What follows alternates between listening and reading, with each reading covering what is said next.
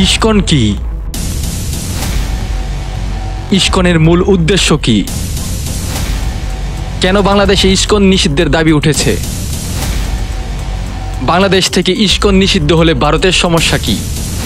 বাংলাদেশে হিন্দু মুসলিম সাম্প্রদায়িক দাঙ্গা ঘটলে কি হতে পারে?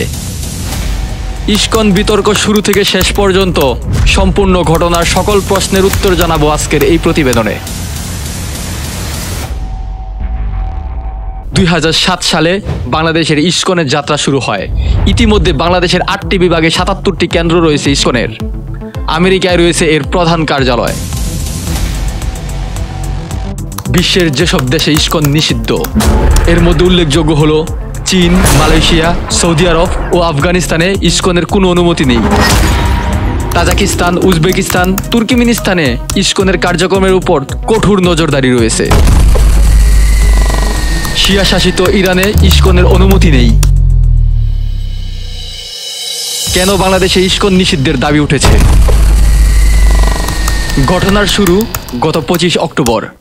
বাংলাদেশের সনাতন জাগরণ মঞ্চ চট্টগ্রাম নগরের লালদিঘি মাঠে সমাবেশের আয়োজন করে। সেদিন ইসকন চট্টগ্রামের বিভাগীয় নেতা চিন্ময় চন্দ্র দাস ব্রহ্মচারীর নির্দেশে নিউ মার্কেট মোড়ে স্বাধীন স্তম্ভে জাতীয় পতাকার উপর গেরুয়া পতাকা উত্তোলন করে জাতীয় পতাকাকে অবমাননা করে। জাতীয় পতাকাকে অবমাননার ফলে সারা দেশে তীব্র আলোচনা সমালোচনার সৃষ্টি হয়। এরপর 30 অক্টোবর চট্টগ্রাম নগরীর চান্দগাঁও এলাকার উত্তর মোহনায় ফিরোজ খান বাদী হয়ে কোতোয়ালি থানায় রাষ্ট্রদ্রোহীর মামলা করেন। মামলায় চিন্ময় দাস সহ 19 জনকে আসামি করা হয়। এরপর 25 নভেম্বর সোমবার বিকেলে ঢাকা থেকে চট্টগ্রাম যাওয়ার পথে রাজধানীর শাহজালাল আন্তর্জাতিক বিমানবন্দর থেকে ইসকনের বহিষ্কৃত নেতা চিন্ময় কৃষ্ণ দাস ব্রহ্মচারীকে গ্রেপ্তার করে গোয়েন্দা পুলিশ। মঙ্গলবার 26 নভেম্বর দুপুরে চট্টগ্রাম মেট্রোপলিটন 6 এর কাজী শরীফুল ইসলামের আদালতে তোলা হয় চিন্ময় কৃষ্ণ দাস ব্রহ্মচারীকে। রাষ্ট্রদ্রোহীর মামলায় জামিন নামঞ্জুর করে তাকে কারাগারে পাঠানোর নির্দেশ দেয় বিচারক। এই খবর পেয়ে তার অনুসারীরা চিন্ময় কৃষ্ণ দাস ব্রহ্মচারীর মুক্তির দাবিতে বিক্ষোভ শুরু করে এবং কারাগারে নিয়ে যেতে বাধা দেয়।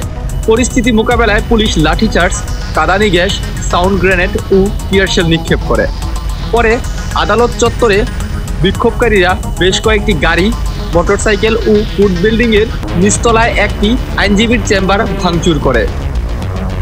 এছাড়া বিক্ষোভকারীদের ছোড়া ঢিলে আদালত মসজিদ কমপ্লেক্সের কাঁচ ভেঙে যায়।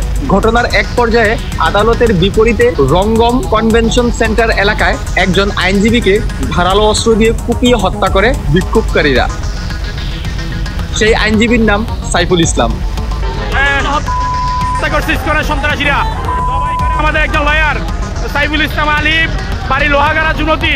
আমরা প্রশাসন নিয়ে আমাদের অনেক লয়ার আটকে আছে, তাদেরকে আমরা উদ্ধারে যাচ্ছি। এরপর আইনজীবী সাইফুল ইসলামের হত্যার পর তীব্র ক্ষোভে ফেটে পড়ে সারা দেশ। বাংলাদেশে থেকে ভারতের এজেন্ডা বাস্তবায়ন করছে ইসকন।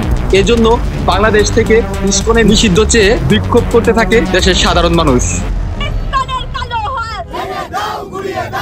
বাংলাদেশ নিয়ে কোন লয়ার এজেন্ট বা হিন্দু সম্প্রদায় যদি কেউ ইসলামের পতাকা তুলে বাংলাদেশের দিকে তাকে তার চোখ আমি উপরে ফেলে দিল।